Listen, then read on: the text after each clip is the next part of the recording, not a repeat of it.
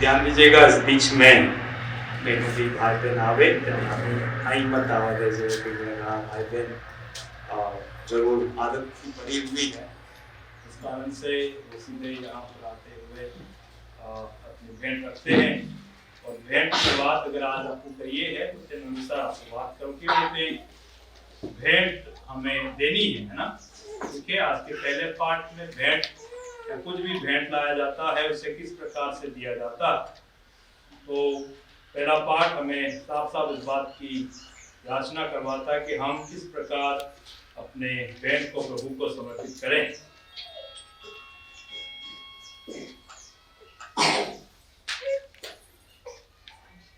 Hallelujah hallelujah. सर्वप्रथम भेंट के लिए जब आज की बात हो रही है तो प्रभु वचन कहता है पुरोहित तुम्हारे हाथ से टोकरा लेकर उसे तुम्हारे प्रभु ईश्वर की वेदी के सामने रख देगा, तब तुम लोग अपने प्रभु ईश्वर के सामने यह कहोगे। तो वाला भाई बहनों जरा आपको भेंट लाविए है तो भेंट ने समय अपने ईसा बलिदान में भेंट नो समय है ना, है समय। और उस समय हम लोग पुरोहित के हाथ में भेंट को देते हैं। फादर ना आत्मा आलू देते यहाँ पर लिखी लो। और कहीं भी भेंट जरूर यहाँ पर फसल की बात है, पर कहीं भी भेंट की बात है तो कोशिश करिएगा कि आपके समय में एक विधान समझाणु है कि आपको ते भेंट ना समय में लावी है ना। हमने जो रीते करू जरूर घना नहीं मालूम है, अपना घना भाई बहन नवा नवा जोड़ा है। हमने 3 लोगों यहाँ भेंट चढ़ावी मिली ने मक्की रोटियां है 4, तो वो भेंट ना समय में हमने लिया है, ठीक है। तो केवल से वचन कहता है जरूर इसके लिए मेरे पीछे बोलिएगा, हे प्रभु तूने मुझे भूमि दी है, उसकी फसल के प्रथम फल को मैं तुझे चढ़ाता हूँ। हालेलुया। तो दिन जरूर आपको तेनी वक्त हमने जब आजाद कर तेनी वक्त दिवस आपको बोलाया, मतलब फिर भी जरा भी अभी नवी फसल फिर भी है तो जरा आपको भेंट चढ़ावी रहा है तो ये अपन केवू है कि प्रभु ते जो मन भूमि आली है जे ते बसा भूमि या जमीन आली है तेना प्रथम फल ने उतने चढ़ावो यो केवू है नहीं।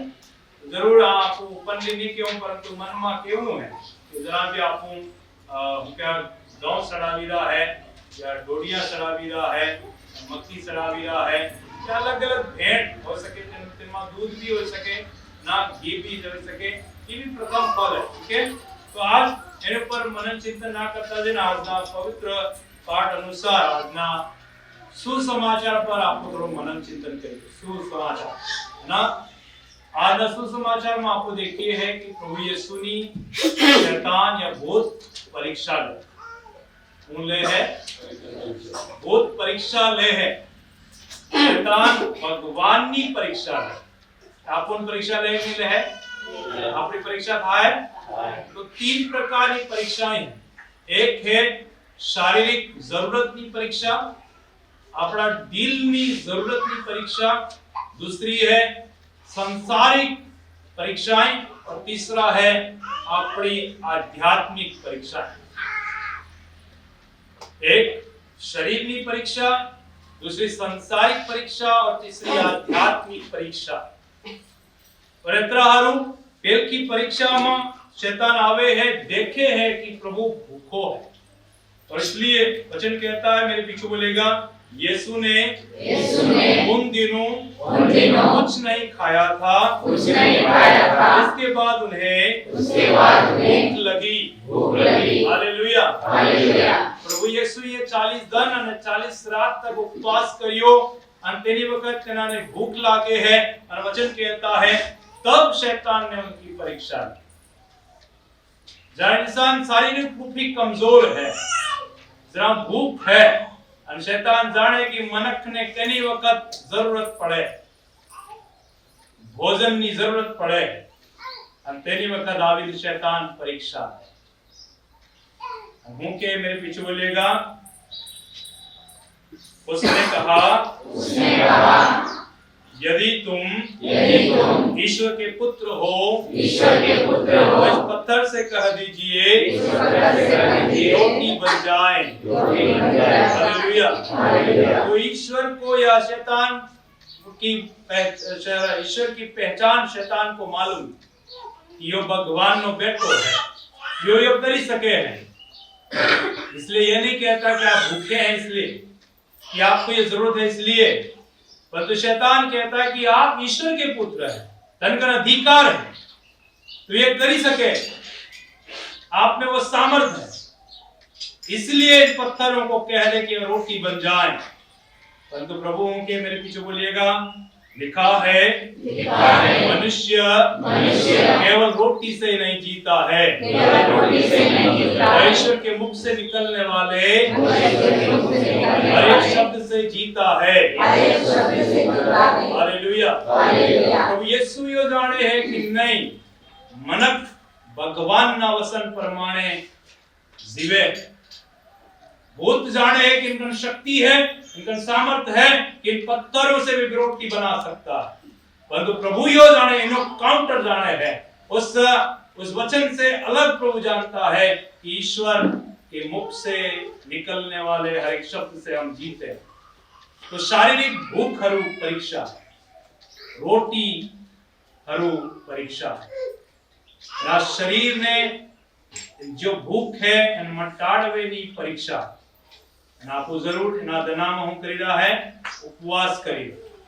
आप प्रण करियूं, हो सके हमने प्रण किया कि हम लोग इन दिनों 40 दिन तक उपवास करेंगे।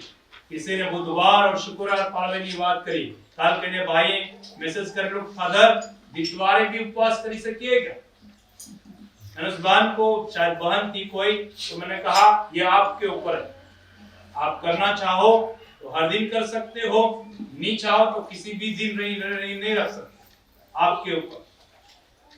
और आज भी ये स्थिति है कि कहना दिन मना उपवास करो, और आप और हम इन दिनों उपवास परहेज के दिन है। परिस्थिति आवे, हो सके आप कहना विवाह मुसलमान गया तेरी धन, ये परिस्थिति आवे, परीक्षा था है, शैतान डायरेक्टली आवी नहीं किया, परंतु तेरी परिस्थिति में अपन डाले तेन में अपन हो सके आज में धन ली लेवा दे, आज उन खाई लेवा दे, ये बातें रही। तो कोशिश कीजिएगा कि अगर आपने प्रण किया, मैं ये नहीं कह रहा हूं कि आप उपवास करें, पर ये करें कि अगर आपने प्रण किया है उसे पूरा करने का प्रयास करें, नहीं तो शैतान हमें बहकावी दे। ठीक है। दूसरी जो परीक्षा है वो है सांसारिक परीक्षा, सांसारिक अधिकार की परीक्षा। और इसलिए शैतान आकर कहता है, उसी क्षण शैतान उसे उठा ले गया और क्षण भर में संसार के सभी राज्य वैभव को दिखाया। और इसलिए वहां वचन कहता, मेरे पीछे बोलेगा, मैं आपको इन सभी राज्यों का अधिकार और वैभव दे दूंगा। यह सब मुझे मिल गया है, और मैं जिसे चाहूं उसे दे सकता हूं, यदि आप मेरी आराधना करें। हालेलुया। संसारिक सारी शक्तियों का, वैभव का वो अपने आप को कहता है कि मुझे अधिकार है, परंतु प्रभु यीशु कहता है मुझे स्वर्ग और पृथ्वी पर पूरा अधिकार। उस प्रभु को जिसे स्वर्ग और पृथ्वी पर पूरा अधिकार है, शैतान कह रहा है कि ये सारा मुझे अधिकार में दे दिया। लुभावना, संसारिक चीजें हमें लुभाती है, संसार नी मोह माया अपन लुभावे कि काश यो मर जातो, यो मर जातो, यो कर ले तो, पेलो कर ले तो, यो कर ले तो। और इस कारण से बहुत सारी लुभावनी चीजों के द्वारा हम शैतान के चंगुल में फंस जाते हैं। शैतान अपन फंसाड़े, हो सके नानी मोटी मेहनत मजदूरी जरिए जरूर, परंतु कई बार इनमें लालच लोभ आ जाए और संसार ना अधिकार आपके नाम नेता है, अगर एक दानो तो सरपंच बनी गयो तो हजारों साल तक वो समझता कि मुशर्रफ रहे, चाहे कोई विधायक प्रधानमंत्री बन गया तो अधिक अजूबा मांगे, है ना। और ये संसारिक मोह माया, अगर आप पर घेर में हो सके एक चांदी नो एक टुकड़ो है विचार करे कि ठीक है आज एक चांदी ने एक नानी नानी चेन है तो हाकड़ी लेवानी कोशिश करे इंसान है नहीं है। एक भोरियो है तो मोटो कंदोरो लेवानी कोशिश करे। ये संसारिक जरूरत है, ये जरूरत ये कभी खत्म नहीं था और तेने जरिए हो सके काल उठीन आपड़ा मन में घमंड आवी सके, आपड़ा मन में दिखावो आवी सके, आपड़ा मन में एक बीजाने नीचो दिखाड़वानी प्रवृत्ति आवी सके। और वही शैतान कह रहा कि मुझे ये सब मिल गया मैं हंगलो आ दे दूं, परंतु ईश्वर एम के है मेरे पीछे बोलेगा हाँ, परंतु वो कहता आराधना कर। उन्हीं आराधना शैतान की आराधना। इतना घना लोग आज धन की योजना धन जो अलग अलग जगह जाए कि फलानी जगह जाओ तो धन मल है, ये पूजा पाठ करो धन मल है, परंतु ईश्वर के है वचन कहता मेरे पीछे बोलेगा तुम इन वचनों मलाकी के ग्रंथ अध्याय 1 पद संख्या 8 में प्रभु वचन कहता है, योशुआ में प्रभु वचन कहता है मेरे पीछे बोलिएगा तुम इन वचनों और संहिता का पालन अपने जीवन में करोगे, संहिता के ग्रंथ की चर्चा किया करो, दिन रात उसका मनन करो, इसमें जो कुछ लिखा है उसका सावधानी से पालन करो, इससे तुम उन्नति करोगे और अपने सब कार्यों में सफलता प्राप्त करोगे। Hallelujah hallelujah.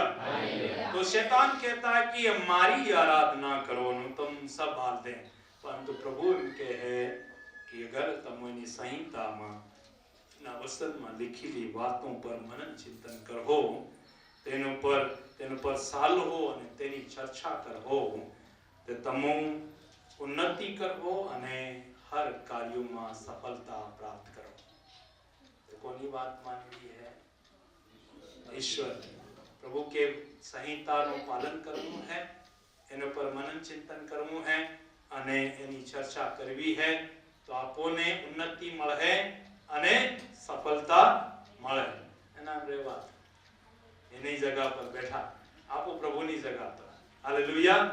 बेतरा हारू शैतान ये कहता है कि तुम मेरी आराधना करो, परंतु ईश्वर कहता है मेरे पीछे बोलेगा अपने प्रभु ईश्वर की आराधना करो और केवल उसी की सेवा करो। हालेलुया। आप किसकी सेवा करना चाहते हो? शैतान भी कहता है कि मैं सब कुछ दे दूंगा और प्रभु भी कहता है तुम उन्नति और सफलता प्राप्त करोगे। किसकी सेवा करना चाहते हो? संसार की मोह माया मारी प्रभु नी बातों ही मत भटक दो। तीसरी बात जो प्रभु वचन कहता है कि आपने प्रभु यीशु पर पूरो या ईश्वर पर पूरो आश्रय रखो है ना। और इसलिए वचन कहता है भूत भी बाइबल जाने, भूत भी बाइबल ना वचन घना जाने, आपको करना वधु जाने है ना। और इतना हरू भी उनके हैं यदि आप ईश्वर के पुत्र हो तो यहाँ से नीचे कूद जाइए, क्योंकि लिखा है तुम्हारे विषय में वो अपने दूतों को आदेश देगा कि वे तुम्हारी रक्षा करें और वे तुम्हें अपने हाथों पर संभाल लेंगे कि कहीं तुम्हारे पैरों को चोट ना लगे। और यो लिखी लो है प्रकाश स्त्रोत 91 में उसके पद संख्या